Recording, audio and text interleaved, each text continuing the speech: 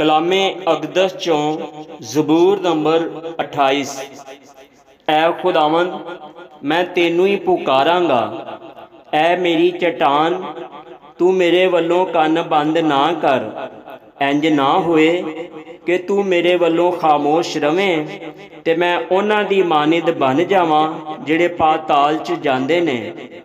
जदों मैं तेरे तो फरियाद करां ते अपने हथ तेरी मुकद्दस हैकल दे वल उठावां ते मेरी मिन्नत दी आवाज़ नूं सुन लै। मैनू उन्हां शरीरां ते बदकरदारां दे नाल घसीट ना लै जा जिहड़े अपने हमसायां दे नाल सुलह दीयां गल्लां करदे ने मगर उन्हां दे दिलां विच बदी है।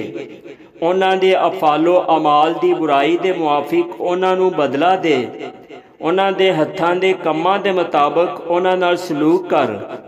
उन्हां दे कीते दा इवज़ उन्हां नूं दे।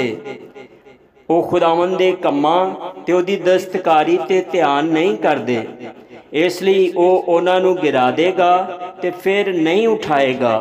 खुदावंद मुबारक होए, इसलिए कि उसने मेरी मिन्नत दी आवाज़ सुन लई। खुदावंद मेरी कुवत ते मेरी सीपर है।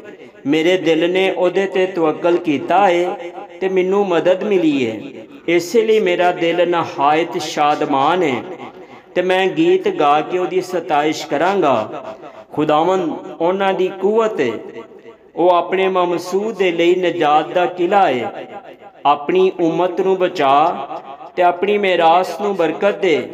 उन्हां दी पासबानी कर ते उन्हां नूं हमेशा तक संभाले रह। आमीन।